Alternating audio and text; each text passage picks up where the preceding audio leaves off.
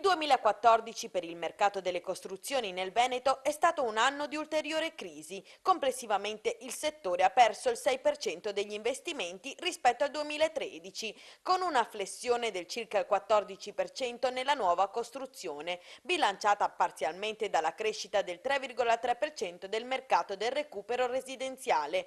Unico dato positivo dovuto in gran parte alle opportunità del piano casa e agli incentivi fiscali per le ristrutturazioni e la riqualificazione energetica degli edifici. Questi i dati sull'analisi congiunturale 2014 sul settore delle costruzioni promossa congiuntamente da Edilcassa Veneto e Unioncamere del Veneto. Questo monitoraggio ci consente di attuare poi delle politiche fatte su base oggettiva e non su sintomi. È un settore penalizzato anche dal credito. Con la crisi economica e considerando il drastico calo che c'è stato nel settore, molte aziende si sono trovate con prodotti invenduti, con difficoltà di pagamento e quindi sono diventati dei cattivi clienti per le banche. Però questo cosa succede? Oggi va a penalizzare anche quelle sane, quelle che si sono evolute, che sono in grado di reggere bene il mercato e di dare quindi un contributo sia all'occupazione che all'economia.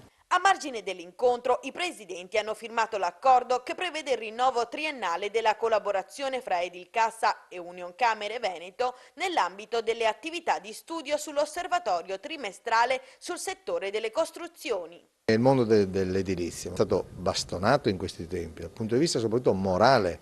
Bisogna tornare alla moralità in questo mondo, bisogna espellere quelle infiltrazioni mafiose che nel territorio purtroppo ci sono, ormai le abbiamo viste, la questione della corruzione, quindi è un mondo che sta soffrendo, che ha bisogno di riprendersi la fiducia della gente, dei mercati, di non consumare più territorio, ristrutturare l'esistente. La realtà è che noi dobbiamo presentarci al mondo, soprattutto dopo l'Expo, con una nuova moralità.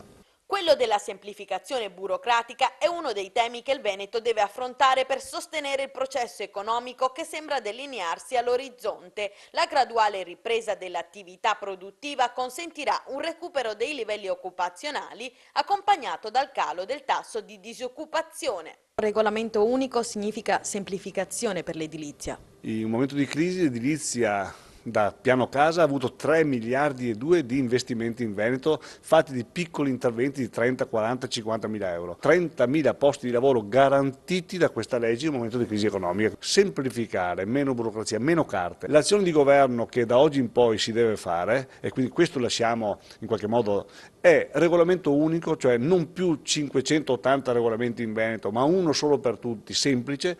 Il settore delle costruzioni è da sempre un indicatore molto importante per l'intera economia. Attorno all'edilizia ruotano infatti molti comparti che determinano con l'edilizia stessa buona parte del PIL. Mirare alla riqualificazione può essere quindi volano per la ripresa di questo settore penalizzato ormai da tempo. Beh, i numeri lo dimostrano perché a livello nazionale abbiamo avuto nel solo settore della ristrutturazione una crescita dell'1,7% nell'ultimo anno, ma in Veneto del 3,3%.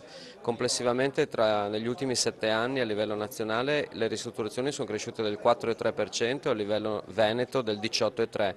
Significa che gli strumenti incentivanti promuovono la crescita del mercato, ma soprattutto gli strumenti che sono molto vicini agli investitori.